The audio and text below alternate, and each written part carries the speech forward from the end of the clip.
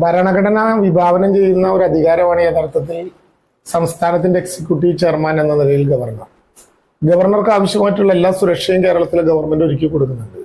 അതൊരു ഭരണഘടനാപരമായ ബാധ്യതയാണ്. പക്ഷെ ഗവർണർ അദ്ദേഹത്തിന്റെ നിലയിൽ നിന്ന് താന്ന് പെരുമാറിക്കൊണ്ടിരിക്കുന്നത് പൊതുവെ ജനാധിപത്യ കേരളത്തിനും ഗവർണറെ ചുമതലപ്പെടുത്തിയ ഭരണഘടനയ്ക്കും അപമാനകരമാണ്. സാധാരണ നിലയിൽ ജനാധിപത്യത്തിൽ പ്രതിഷേധങ്ങൾ ഉണ്ടാകും. ആ പ്രതിഷേധങ്ങൾ സ്വാഭാവികമായിട്ടും അവസരമുണ്ടാകും. പ്രതിഷേധങ്ങൾ കനത്താൽ പോലീസ് അതിനെ നേരിടും. ബഹുമാനപ്പെട്ട ഗവർണർക്ക് മുഖ്യമന്ത്രിക്ക് കൊടുക്കുന്ന അതേ സുരക്ഷ തന്നെയാണ് കൊടുക്കുന്നത്.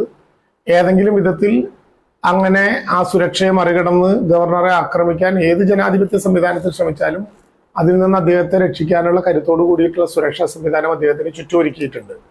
ഗവർണർ ഒരു ചെറിയ പ്രതിഷേധം കാണുമ്പോഴേക്കേ അസ്വസ്ഥനായി ആക്രോശിച്ച് വണ്ടിയിൽ നിന്ന് ചാടിയിറങ്ങി കുട്ടികൾ നിൽക്കുന്ന അകലങ്ങളിലേക്ക് ഓടി വരിക, ദുസ്ഥലത്ത് കുത്തിയിരിക്കുക, അവിടെ നിന്ന് പോലീസ് അധികാരികളെ വിളിക്കുക, ഇതൊന്നും നാട്ടിൽ കേട്ടുകേൾവിയില്ലാത്ത സംഭവങ്ങളാണ്. അത്തരം സംഭവങ്ങളിലേക്ക് പോകുമ്പോൾ ഗവർണറുടെ ഒരു മൂല്യത്തകർച്ചയായിട്ട് അതിനെ ജനങ്ങൾ വിലയിരുത്തിയാൽ അത് അത്ഭുതപ്പെടാനില്ല. ഗവർണറെ നിയമിക്കുന്നത് ഭരണഘടനാപരമാണ്. അതുകൊണ്ട് തന്നെ അദ്ദേഹത്തിന് എല്ലാ ബഹുമാനങ്ങളും ഞങ്ങൾ കൊടുക്കും.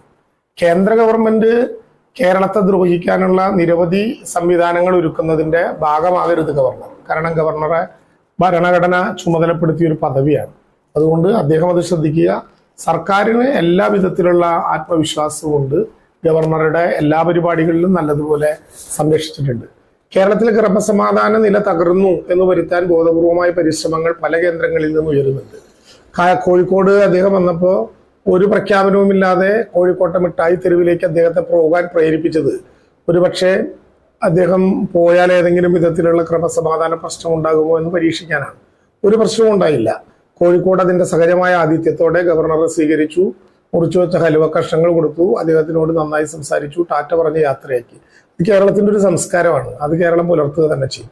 ജനാധിപത്യ കേരളത്തിന്, നിലവിലുള്ള കേരളത്തിൽ ഒരു ആഭ്യന്തര തകരാറുമില്ല, ഏതെങ്കിലും വിധത്തിലുള്ള പ്രയാസങ്ങളും ഇല്ല. ഗവർണർ അതുകൊണ്ട് അദ്ദേഹത്തിന്റെ മാന്യത നിലനിർത്തിക്കൊണ്ട് പെരുമാറാൻ ശ്രദ്ധിക്കുന്നതായിരിക്കും പൊതുവെ നല്ലത്. Sara golden diamonds, Wandoor, Edavanna. Laiba wedding centre, Pookkottumpadam, Wandoor, Karuvarakundu.